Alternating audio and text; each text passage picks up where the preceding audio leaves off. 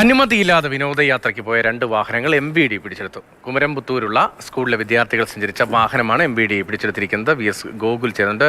ഗോകുൽ, നേരത്തെ തന്നെ ഈ പലവിധ അപകടങ്ങളുടെയും ഒക്കെ സുരക്ഷാ കാരണങ്ങളുടെയൊക്കെ പശ്ചാത്തലത്തിൽ അനുമതി വേണമെന്ന കർശനമായ നിർദ്ദേശം നൽകിയിരുന്നതാണ്. എന്തുകൊണ്ടാണ് സ്കൂളുകൾ അനുമതി വാങ്ങാതിരുന്നത്? എന്തൊക്കെ സാഹചര്യം ചൂണ്ടിക്കാണിച്ചുകൊണ്ടാണ് MVD ഇപ്പോൾ നടപടിയെടുക്കുന്നത്?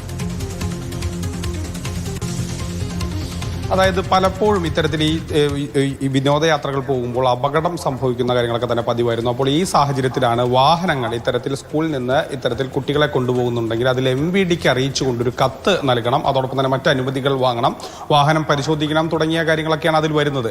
പക്ഷെ എന്നാൽ ഇത്തരത്തിലുള്ള അനുമതി വാങ്ങിയില്ല എന്ന് കാണിച്ചാണ് കുമരംപുത്തൂർ സ്കൂളിൽ നിന്ന് വിനോദയാത്രയ്ക്ക് പോയ 2 വാഹനങ്ങൾ പോലീസ് കസ്റ്റഡിയിലെടുത്തിട്ടുള്ളത്. മലമ്പുഴയിലേക്കായിരുന്നു വന്നിരുന്നത്. അതിനിടയിലാണ് MVD ആണ് കസ്റ്റഡിയിലെടുത്തത്. MVD 2 വാഹനങ്ങൾ കസ്റ്റഡിയിലെടുത്തു.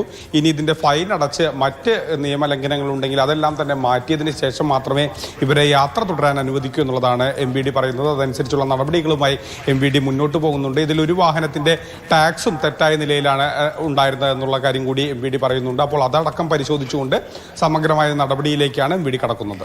ഉചിതമായ ഇടപെടലാണ്. നേരത്തെയും ഇത്തരം ഇടപെടൽ കഴിഞ്ഞ വർഷം ഉണ്ടായിരുന്നു. ഇപ്പോൾ സ്കൂളുകളുടെയും കോളേജുകളുടെയൊക്കെ വിനോദയാത്രയുടെ സമയമാണ്. ആ സമയത്താണ് ഇത്തരമൊരു നടപടി ഉണ്ടാകുന്നത്. സ്വാഭാവികമായും സുരക്ഷാ ക്രമീകരണങ്ങളെല്ലാം പാലിച്ചുകൊണ്ട് വാഹനം അത് കുട്ടികളെ ഉൾപ്പെടെ കൊണ്ടുപോകാൻ കഴിയുന്നതാണ് എന്ന് ഉറപ്പുവരുത്തിക്കൊണ്ട് MVDയുടെ അനുമതി വാങ്ങിച്ചതിന് ശേഷം മാത്രമേ വിനോദയാത്രകൾ പ്ലാൻ ചെയ്യാൻ പാടുള്ളൂ എന്നതാണ് ഇപ്പോൾ നടപടി ഉണ്ടായിരിക്കുന്നത്. പാലക്കാട്ടാണ് VS ഗോകുലാണ് ആ വിവരങ്ങൾ നൽകിയത്.